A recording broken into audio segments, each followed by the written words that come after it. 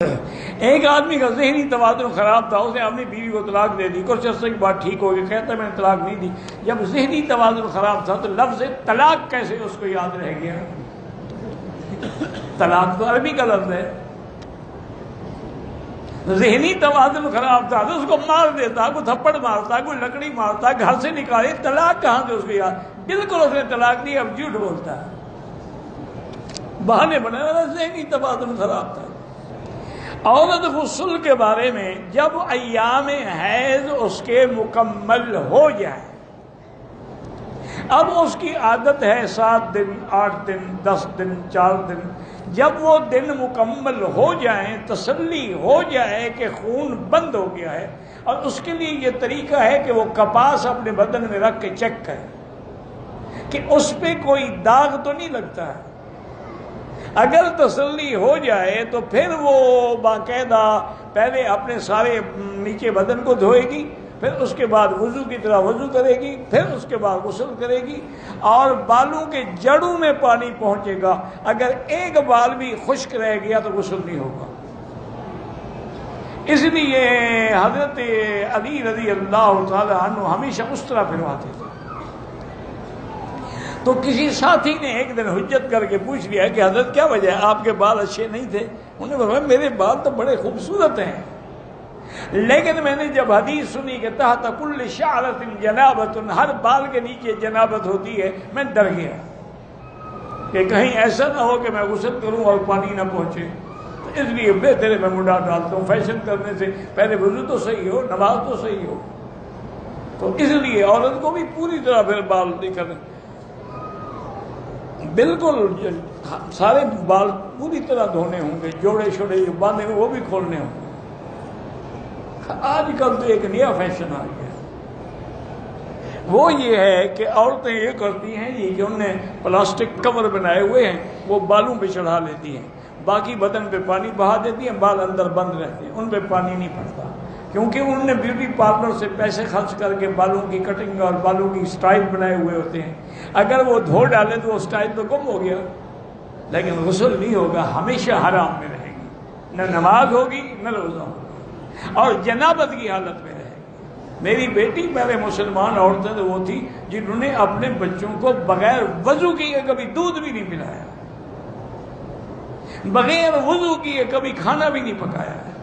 اس گھر میں پھر برکت تھی، انہی گھروں میں لوگ پیدا ہوئے جو عالم بنے، جو مجتہد بنے، جو بڑے بڑے ولی پیدا ہوئے۔ اب یہ ہے کہ آپ نے اپنے بچوں کو سلانے کے لیے فلمی گانے سنانے ہیں تو وہ بھی ایکٹر بنیں گے، کریکٹر بنیں گے، عالم تو نہیں بنیں گے۔ اب آپ کی مرضی ہے جو بناؤ۔ ایک شخص نے ہمارے علاقے میں بیوی کو 3 طلاقیں دے دی، انہوں نے اپنے سسرال سے سلو کر کے بیوی کو واپس لے آیا۔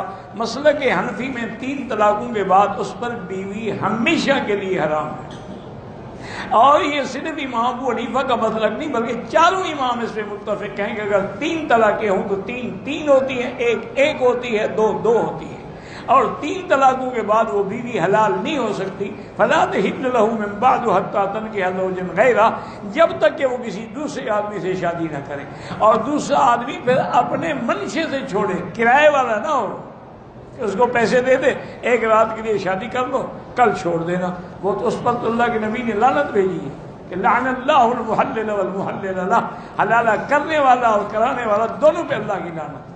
ایک دفعہ پرانی بات ہے، حج کے دنوں میں ہمارے آپ کے پاکستان کے ایک بہت بڑے سینئر جج تھے جو کبھی چیف جسٹس بھی رہے اور بڑا لائق قابل آدمی، اس میں کوئی شک نہیں، اور اس کو دینی کتابوں سے اور مذہبی کتابوں سے بھی ماشاءاللہ کافی مطالعہ تھا، اور کبھی کبھی عمرے پہ آتے تھے تو فقیر کو بھی ملتے تھے۔ تو ایک دفعہ جب عمرے پہ تشریف لے آئے، میرے ہی ایک دوست نے دعوت کی تو اس میں میں بھی تھا اور وہ بھی تھے، مجھے کہنے لگے مکی صاحب ہم ایک مشکل میں پڑے ہوئے ہیں، ہم جب جاتے ہیں نا یورپ میں، امریکہ میں، غیر ملکوں میں، بڑی بڑی لا کانفرنسز ہوتی ہیں قانون دانوں کی، وہاں ہمارے لیے یہ بڑا مشکل سوال آ جاتا ہے جس کا ہم جواب دیتے ہوئے آنکھیں نیچی کر لیتے ہیں۔ میں نے کہا جی وہ کیا؟ انہوں نے کہا جی وہ کہتے ہیں یہ اسلام کا اچھا حکم ہے، طلاق تو دی، شوہر نے 3 طلاقیں دی، یعنی گولیاں تو 3 اس نے ماری ہیں، عورت کا کیا گناہ ہے کہ پہلے وہ دوسرے سے شادی کرے؟ سزا تو شوہر کو ملنی چاہیے تھی، اور اسلام سزا عورت کو دے رہا ہے۔ اس نے تو کوئی جرم نہیں کیا، وہ تو مظلوم ہے، وہ تو پہلے 3 طلاقیں بیچاری جھیل کے گھر میں بیٹھی ہوئی ہے۔ انہوں نے کہا جی میری کہا حضرت گزارش یہ ہے کہ آپ نے سمجھنے کی کوشش نہیں کی، اسلام ظلم نہیں کرتا، اسلام سلامتی کا مذہب ہے، اسلام میں امن ہے، انصاف ہے، عدل کا تقاضا۔ اب میں نے کہا جج صاحب آپ سوچیں کہ اگر وہ عورت پہلے خاوند سے شادی کرنا چاہے تو حلالہ کرائے گی نا، تو اگر وہ چاہ رہی ہے تو اپنے اوپر ظلم وہ کر رہی ہے کہ شوہر کر رہا ہے؟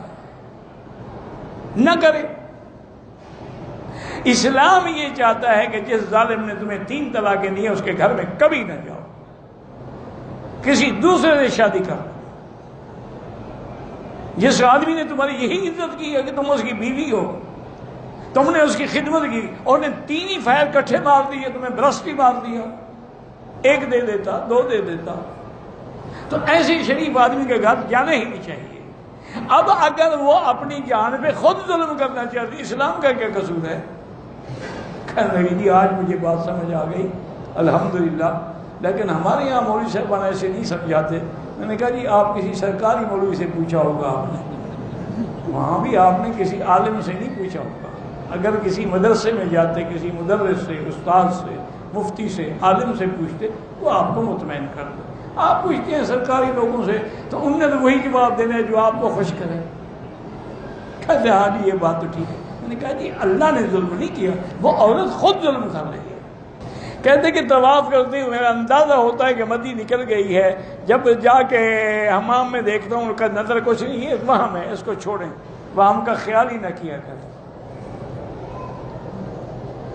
بچی اگر گڑیا لے تو کوئی حرج نہیں، لیکن ایسی گڑیا نہ ہو بڑی جو بچی کے برابر ہو، چھوٹی گڑیا لے لیں کوئی حرج نہیں۔ 2 بکرے عقیقے میں دینا بچے کے لیے سنت ہے، لیکن اگر بڑے جانور میں 2 حصے رکھ لیں وہ بھی جائز ہے۔ یا اللہ ہمیں ہدایت، اہدنا الصراط المستقیم، یہی دعا ہے۔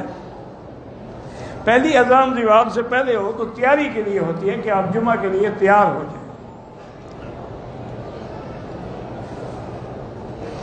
میں نے 10 ذی الحجہ کو طواف زیارت کے لیے طواف مکمل کرنے کے بعد رش میں میری اماں گم ہو گئی، میں اور رات ڈھونڈتے رہے، وہ نہ ملے۔ میں نے بوڑھی والدہ ساس کو ہوٹل پر چھوڑ کر دوبارہ حرم میں ڈھونڈا، کوئی حرج نہیں، طواف تو کر لیا نا، باقی کوئی بات نہیں۔ 10 ذی الحجہ کی رات کو واپس بھی نہ عورتوں کے ہمراہ نہیں جا سکا، تب بھی کوئی بات نہیں۔ بہرحال آپ کے پاکستانی علماء اور ان کے فتوے وہ جانے تم جانو، بھی پتہ نہیں کیا ہے، دل میں مفید ہے، کسی حکیم سے پوچھو۔ ایک آدمی نے طواف کیا، کام سے ہوٹل چلا گیا، 2-3 گھنٹے کے بعد آ کے صفا مروا دوڑا، کوئی حرج نہیں، ٹھیک ہے ہمارا۔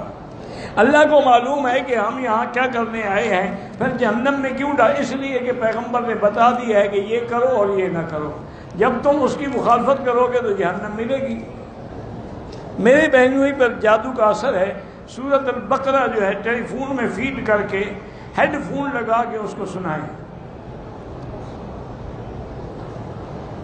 اللہ نے مجھے بیٹی سے نوازا ہے، کوئی حضور کی بیٹیوں کا نام ہے، رقیہ ہے، کلثوم ہے، زینب ہے، فاطمہ ہے، کوئی رکھ لیں۔